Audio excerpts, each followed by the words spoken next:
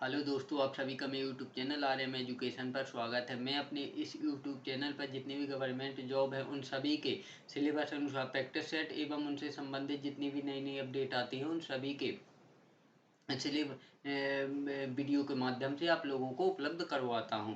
तो अभी अभी जो हम पढ़ रहे हैं एमपीटेट वर्ग 2 की चयन परीक्षा का प्रैक्टिस सेट नंबर 34 पढ़ेंगे।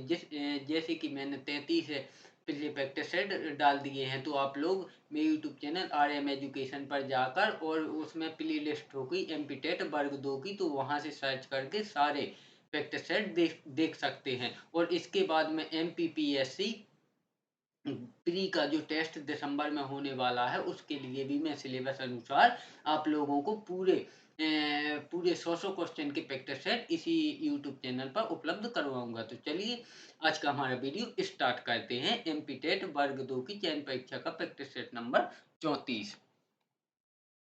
चलिए तो क्वेश्चन नंबर पहला,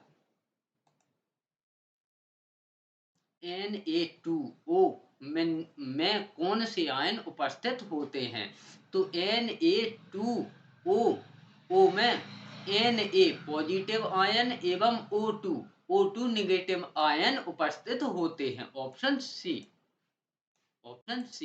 क्वेश्चन नंबर 2, परमाणु ऊर्जा संयंत्र डॉट डॉट डॉट को निर्मुक्त करके वायु को प्रदूषित करता है। तो परमाणु ऊर्जा संयंत्र रेडियो सक्रिय विकिरण को निर्मुक्त करके वायु को प्रदूषित करता है। ऑप्शन सी, रेडियो सक्रिय विकिरण।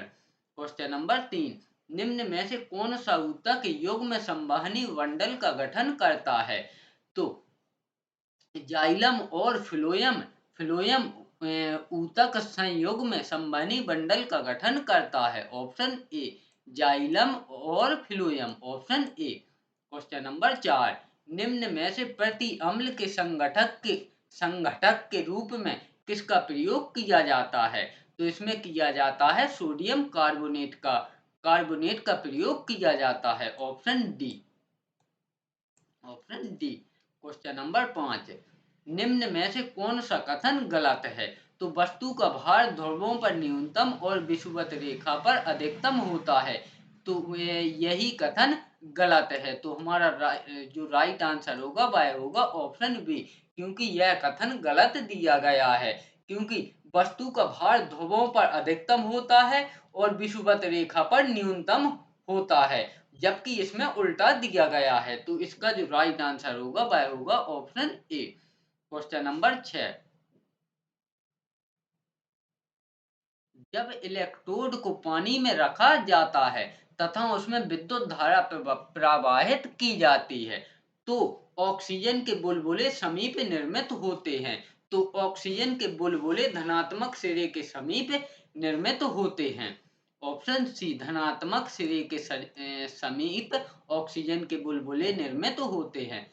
क्वेश्चन नंबर 7, चूना पत्थर को गर्म करने पर डॉट डॉट डॉट प्राप्त होता है। तो चूना पत्थर को गर्म करने पर अनबुझा चूना प्राप्त होता है। ऑप्शन डी, अनबुझा चूना प्राप्त होता है।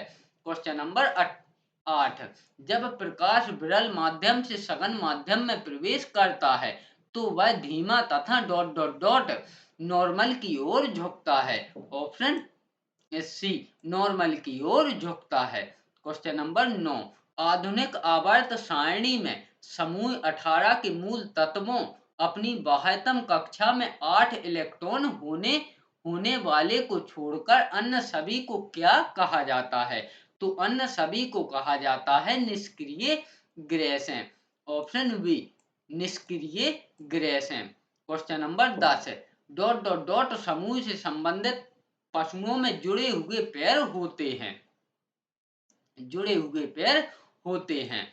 तो ऑर्थोपोडा समूह से संबंधित पशुओं में जुड़े हुए पैर होते हैं। Option D, arthropoda.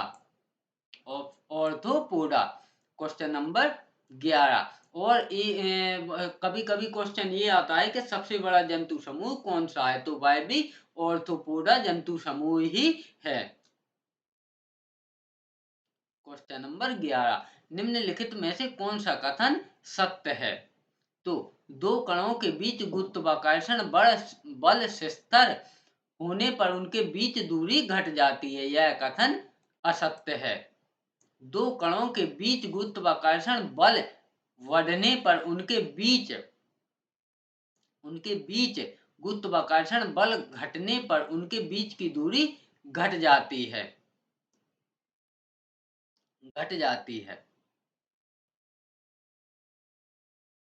तो यह सत्य है। ऑप्शन बी सत्य है। दो कणों के बीच गुरुत्वाकर्षण बल घटने पर उनके बीच की दूरी घट जाती है, यह भी असत्य है।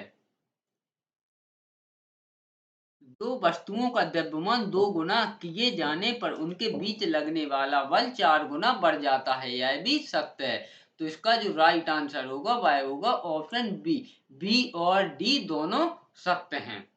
क्वेश्चन नंबर 12, उन जीवीय कारकों की पहचान करें जो खाद्य सामग्री को भंडारण के दौरान क्षति पहुंचाते हैं। तो वह है सिर्फ कीट, कृमि, जीवाणु, खमीर और फफूंद। ये सभी जब हम खाना को भंडारित करते हैं तो उनको क्षति यानी कि खराब कर देते हैं। Option C. क्वेश्चन नंबर 13, वर्ण लेखिकी का उपयोग करते हुए निम्नलिखित मिश्रणों में से अपने घटकों में पृथक किया जा सकता है। तो वह किया जा सकता है औषधीय सम्मिलित रक्त नमूना।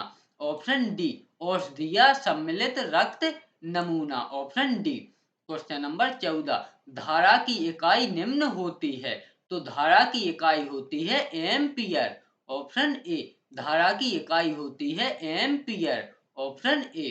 क्वेश्चन नंबर 15, मानव देह में वह कोशिका जो अमीबा के आकार की है।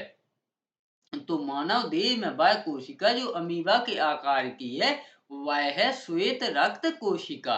ऑप्शन सी, श्वेत रक्त कोशिका, ऑप्शन सी। क्वेश्चन नंबर 16, माह के 15वें दिन चंद्रमा अदृश्य होता है। इस दिन को निम्न रूप में जाना जाता है। तो इस दिन को अमावस्या दिवस यानी कि न्यू मून डे के रूप में जाना जाता है। ऑप्शन बी, अमावस्या दिवस है और इंग्लिश में कहें तो new moon day, option B. Question number 17, एक निकाय विश्रामावस्था में कहलाएगा यदि वह समय के साथ अपनी स्थिति में परिवर्तन नहीं करता है। ऑप्शन डी, यदि वह समय के साथ अपनी स्थिति में परिवर्तन नहीं करता है। क्वेश्चन नंबर 18, जाइलम एवं फ्लोएम ... है। तो जाइलम एवं फ्लोएम चालन ऊतक हैं। ऑप्शन डी, जाइलम एवं फ्लोएम चालन ऊतक हैं। क्वेश्चन नंबर 19 है, बहु मूर्तिदर्शी इस अवधारणा पर आधारित होता है। तो मूर्तिदर्शी बहुलित परावर्तन पर आधारित होता है। ऑप्शन सी, बहुलित परावर्तन पर आधारित होता है। क्वेश्चन नंबर 20, वन्य जीवन संरक्षण अधिनियम वर्ष ... में अधिनियमित किया गया था। तो वन्य जीवन संरक्षण अधिनियम वर्ष 1972 में अधिनियमित किया गया था। ऑप्शन बी, 1972 में। क्वेश्चन नंबर 21 है, जी की इकाई त्वरण की इकाई के समान अर्थात ... मीटर प्रति सेकंड स्क्वायर है। ऑप्शन सी, मीटर प्रति सेकंड स्क्वायर है। क्वेश्चन नंबर 22 है, एक वायुमंडलीय दाब तो एक वायुमंडलीय दाब 1.01 गुणे 10 की घाते 5 पास्कल के बराबर होता है। ऑप्शन ए, एक वायुमंडलीय दाब 1.01 गुणे 10 की घाते 5 पास्कल होता है। Option A.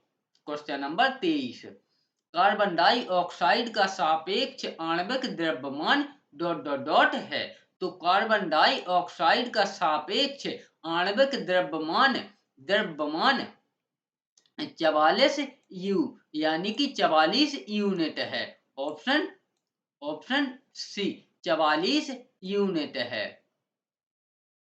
कार्बन डाइऑक्साइड का सापेक्षित द्रव्यमान 44 यू यानी कि 44 यूनिट है।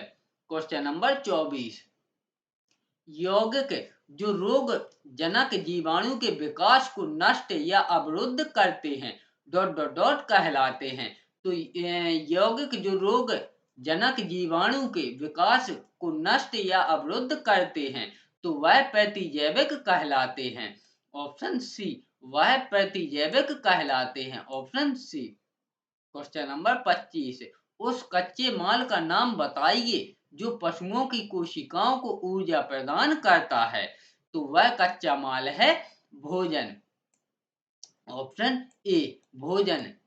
Option A.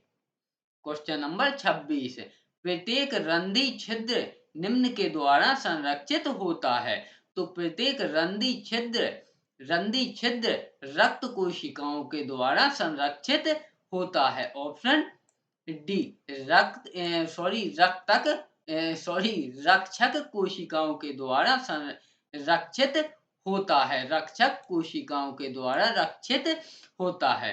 क्वेश्चन नंबर 27, पादप कोशिकाओं में अंतर कोशिका संयोजन डॉट डॉट डॉट कहलाते हैं। तो पादप कोशिकाओं में अंतर कोशिका संयोजन जीव द्रव्य तंतु कहलाते हैं।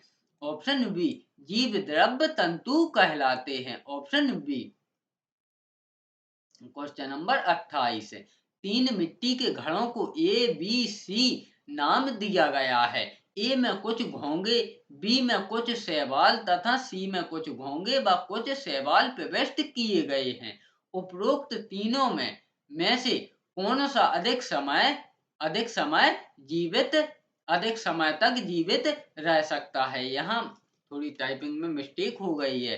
तो अधिक समय तक जीवित रहेगा।